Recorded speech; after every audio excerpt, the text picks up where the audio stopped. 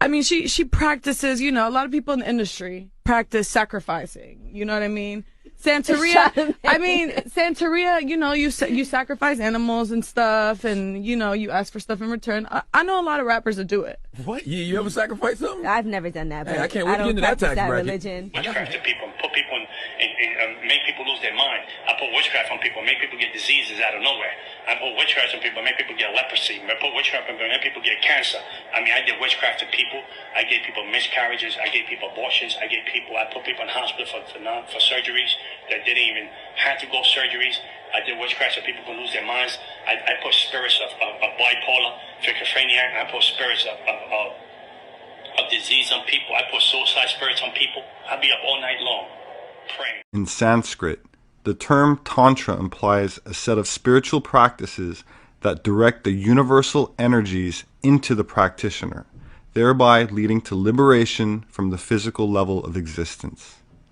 The tools one may use in tantric practice include things such as mantras, meditation, and mudras, which are positions of the body, especially the hands, that have some kind of influence on the subtle energies of the body or your mood.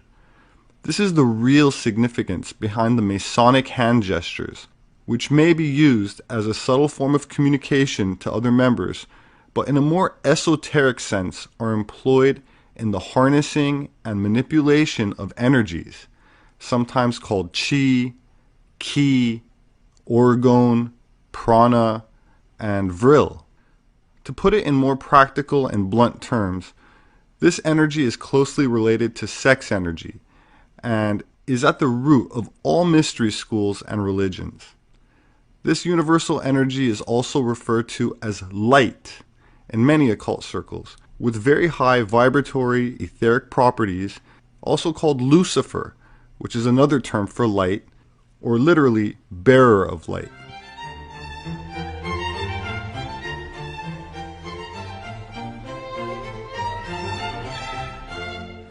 Alan Watts was a British philosopher who popularized Eastern esoteric philosophy for a Western audience. Born in England, he moved to the United States in 1938, where he pursued Zen training in New York and received a master's degree in theology.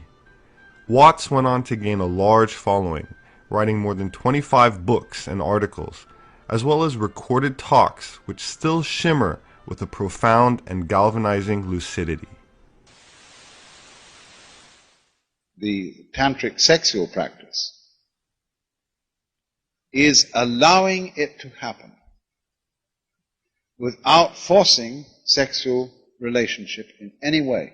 It tends to be a sexual type of relationship which you could call contemplative rather than active. If you see the Persian word, and that the sexual energy is thereby transmuted into spiritual energy. Some say, you arouse the sexual energy, but instead of dissipating it, you send it up the spinal column into the brain.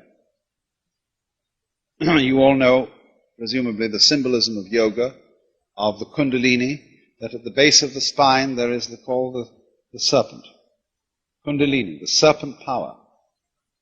And that the object of yoga is to send your concentrated energy down your spine to knock on that snake's head and say, "Wake up, man, go up the tree." And the snake wakes up and he goes slowly up the spine, energizing each chakra or center of nervous telephone exchange. Each one, as he gets into it, boom, a new world is open to you. Boom, boom. Finally, he gets into the 1,000-petal lotus in the head. And then everything is lit up.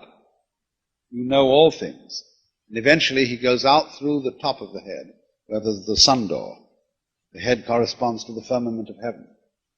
The sun is the door in the firmament through which you see into the transcendental world. Sexual energy is the kundalini, is the serpent power, is the divine power. If you dissipate it in orgasm, you'll lose it. If you conserve it, you raise the power, raise the orgiastic feeling, but don't have orgasm, instead direct the sexual energy up the spine into the head, you'll get illumination. And many tantrics practice this way. They use the intense fascination of sexual arousal to be the instrument, the incentive for intense concentration on each other. So that you look with the whole, you see, supposing you look into the other partner's eyes, and your interest in the other person's eyes is coupled with sexual fascination, you have colossal power of concentration. To look and look and look and look and look and look into those eyes.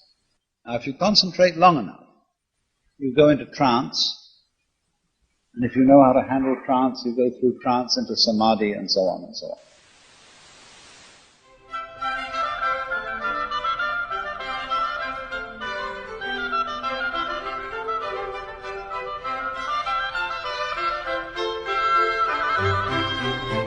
Samadhi is a state of consciousness characterized by clarity of perception and the absence of ego.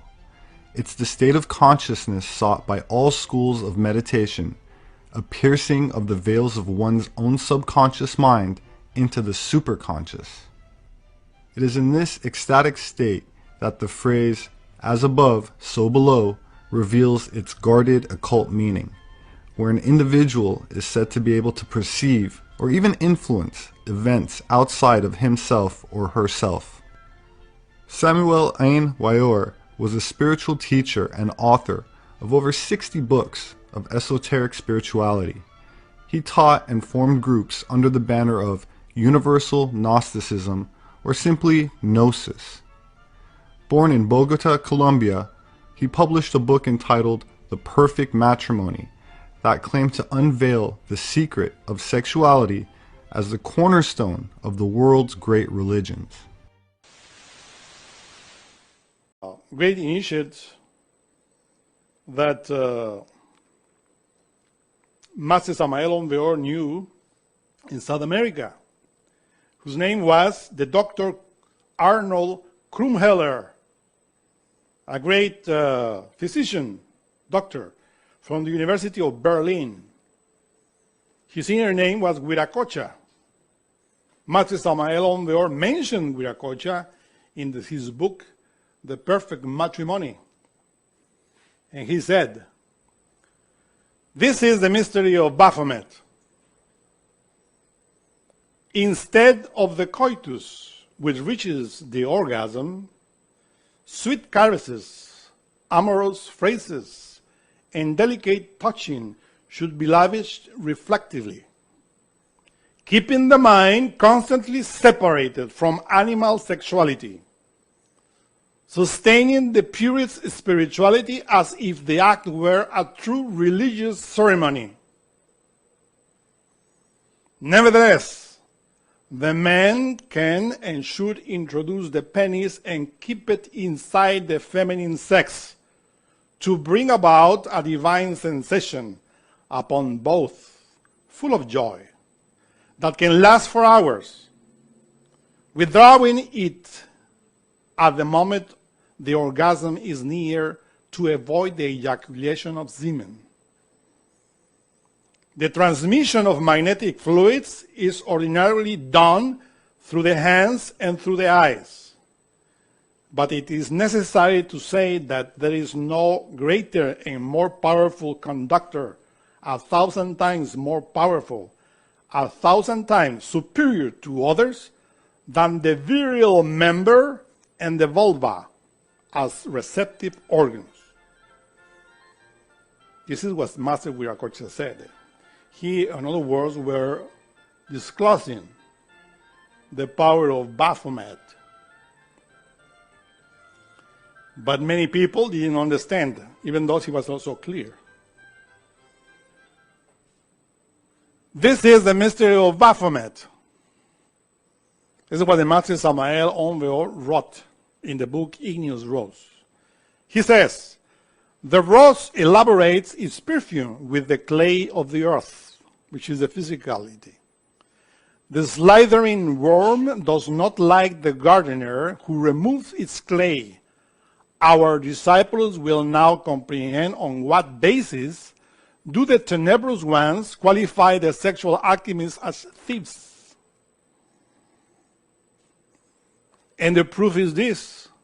When you read the book of Genesis chapter 2, verse 25, the very bottom of that chapter, it is written, and they were both naked. But we put in parentheses the word that they use for naked. If you copy that word and put it in the dictionary, you will see that has many meanings. And one of the meanings is thievish. And it's because it is precisely what an alchemist, a Templar, the one that knows the mystery of Baphomet, does. He steals the sexual force of nature. You have to know how to steal the energy from your own physicality, because that physicality, that flesh, is your own body. Master Samael says,